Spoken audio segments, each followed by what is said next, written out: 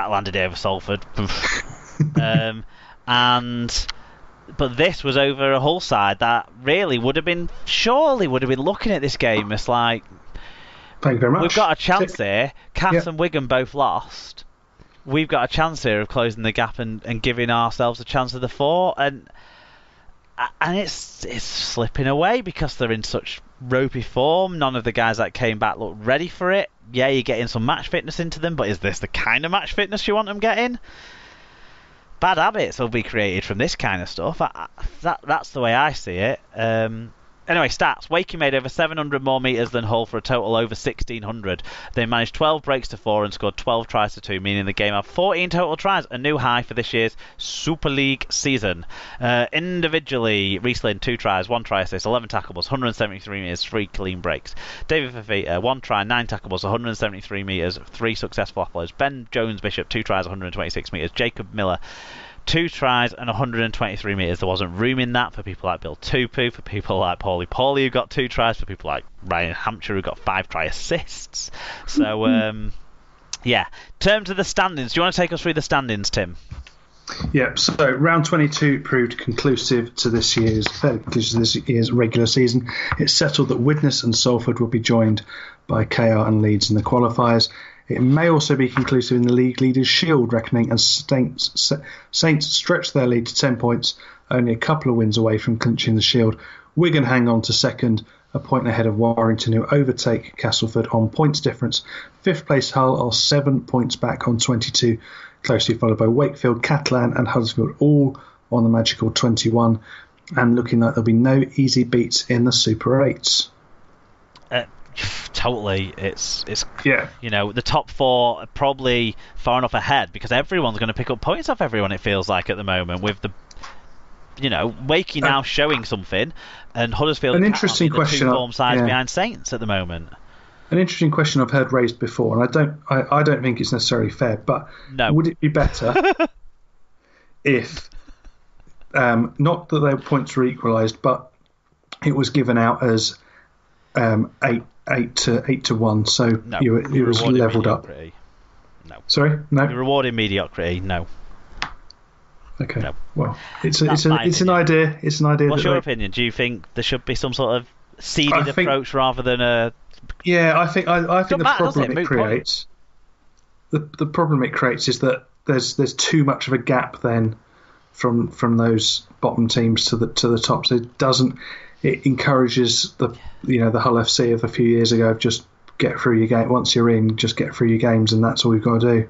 I'll say this consistently, and it doesn't really matter what structure we find ourselves placed in, but the key thing isn't fiddling it so it becomes competitive. It's getting an even playing field, sharing ideas, resources, knowledge, abilities, and that sort of stuff between the clubs to get a competitive balance when you're going into the season, and then you're relying on things like the exciting things like the bounce of the ball, the occasional mishap by a match official or by a player, and the luck with injuries and that sort of stuff. And that's where the excitement should come from, the fact that anyone can beat anyone, because you've got a competitive balance from the way you put your competitors together, not the way you put the competition together.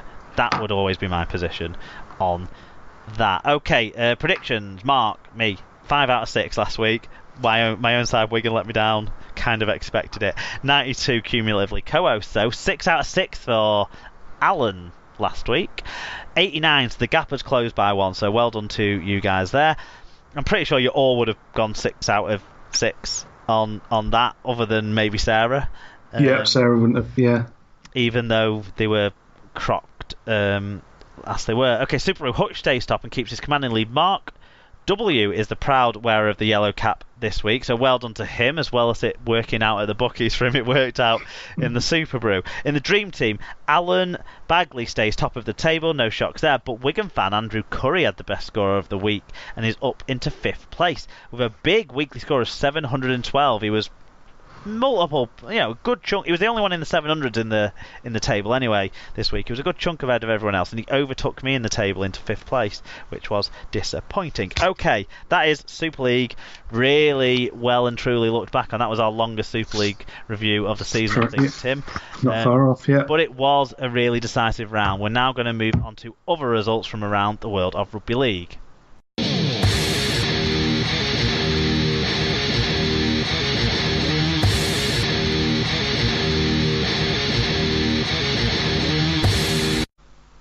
Okay, other results now, sponsored by jkmartwork.com. Check out jkmartwork.com, where you can buy prints, canvases and more of James's stadium paintings. All UK Super League clubs are covered, and a couple of clubs outside Super League too, as well as football stadiums, cricket grounds and more. JKM Artwork can help you find the perfect gift for the sports fan in your life. Okay, Championship round 22. Not quite decisive, but certainly interesting. Started on Saturday, Toronto 52, Rochdale 10.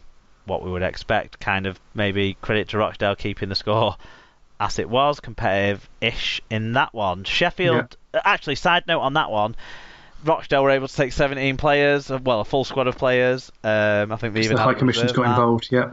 Because we've now got a situation where they are paving the way for visas to be sorted out efficiently, which is good news, and probably we shouldn't have had that little scare that we had around it. But hey, throw some mud at the expansion team. Sheffield 28, Barrow 10. Barrow slide continues.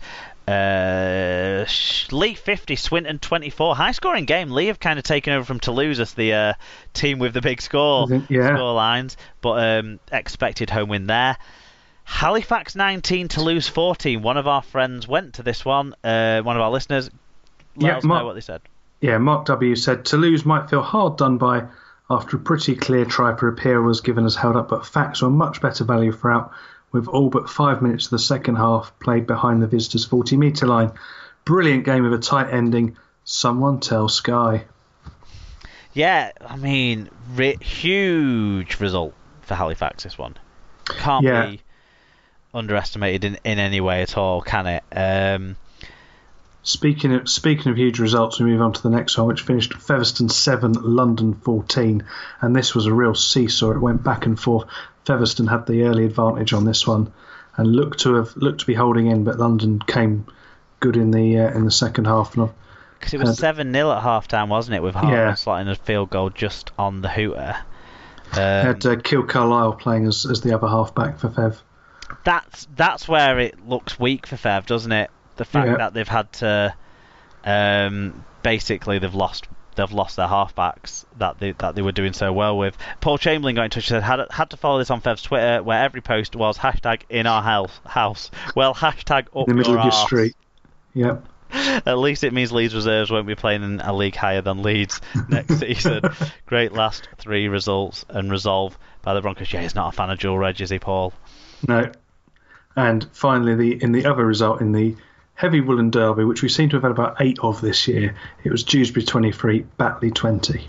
Yeah, and Dewsbury are showing signs of life at this stage of the season as well, so that's interesting. It's very interesting at the top. Toronto well clear, blah blah blah, but behind them, all the next 3 now. I've written 21 points. It must be 31 points. I think I've done a typo there. 31 points, which is Toulouse, they're second. They face Dewsbury at home in the final round. London, who are third, they travel to Barrow. Yeah, it's 31. Free fall in Barrow in the next game. Halifax, they're fourth. They host bottom place Rochdale in round 23. Featherstone and Lee both have 30 points on the outside. They're away at Toronto and at home to Sheffield, respectively. Behind all that, Batley and an improving Sheffield have 14 points. Dewsbury and a declining Barrow have 13 points. Swinton and Rochdale are being cut adrift a little bit on 8 points, although they might feel like Barrow are catchable with the way things are going up there. I think they could be, yeah. South Cumbria. With the various situations they've got going on, it's not beyond the realm. No, we touched a little bit on what's going on there, but we're gonna do that more in the previews about the key games next week. at the top is actually quite interesting, because even at the bottom with the relegation picture, every game I think is key next week, really, in the Championship, because the teams we didn't talk about are Batley and Swinton. Now, Batley have a little bit off form. Swinton have got some good young talent in that side at the moment, so be interesting to see. League One, round 18. We start with Saturday's big result: Coventry Bears 30, Keighley Cougars 20. What happened, Tim? So it was an interesting day from start to finish. So it started off that because at Coventry we've got a team manager and an assistant manager / kit man, and neither of them were there. So it was left to me, President and CEO Alan Robinson, and Vice President Hugh Brown. We had to sort of do all the kit. We had to get all the stuff out. We had to put the corner flags out. I had to go in the lockup looking for the water carriers kit. Everything that was normally nice organised and a well organised machine was a bit. So we were a bit frazzled to start with.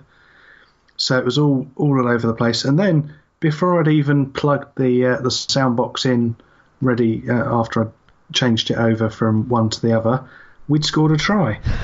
And out of nowhere, there was Mikey Russell had dotted down. Now, Mikey Russell played for the Bears last year. He's from Ireland. He's gone back to live in Ireland, and he came over for the game. It was a couple of weeks ago. Tom knew that we were going to be short of players because of the student formation, so put a bit of an SOS call out to a couple of players. So Brad Delaney, who was at York and then has left there, and Mikey Russell came in to help us out for the game. So they would come into the side. So the whole thing was a bit like a Hollywood movie, really. All the twists and turns and all the things with the squad. If you look at Dante Morley-Samuels, that's him with the hair.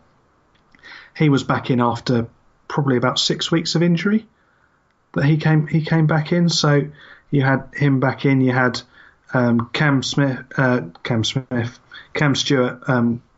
He's an 18-year-old from Leicester playing his first game, and we obviously regular halfback Ben Stead was out with the student formation, so Paul Emanuele was sort of stepping up to lead that, and it was a case of sort of where did it all go right, because everything just came off. The bounce fell kindly, decisions. The referee was fair. I think both sides felt aggrieved at a couple, which is pretty normal. Yeah. I think it was quite average, but again, and it wasn't that. The Bears led throughout, didn't they? Yeah, and it wasn't that the Cougars just turned up and were rubbish. They were playing to a decent level, but just something somewhere just got to all of the players, and they just all dragged themselves up a level. And it was just, as much as anything, it was pace, but also it was really the bit where it was won was from 60 to 70 minutes. The Bears must have defended on their line for pretty much the whole of that time. They were just defending. And we saw it at London 3 weeks ago. A little bit in the Hemel game, which I was away for, but I hear about that. And they're just defending on their own line, held up, got a couple of held ups, and fortunate they got, managed to force a couple of balls, managed to lay some decent hits on, which spilled a ball out or two, and just everything was going their way, really. And just again, all the if you watch the highlight reel, the tries were well scored. There was no, one out jump overs or anything like that. It was all proper moves put together. Yeah. I mean, the two second rows stood up immensely. Chris Barrett, the captain, had an inspirational. Kieran Sherratt, his partner, did well as well. He could barely walk after the game, so he was in the bar afterwards. He was almost needing help to get out of the bar, but it was just fantastic throughout. All the players.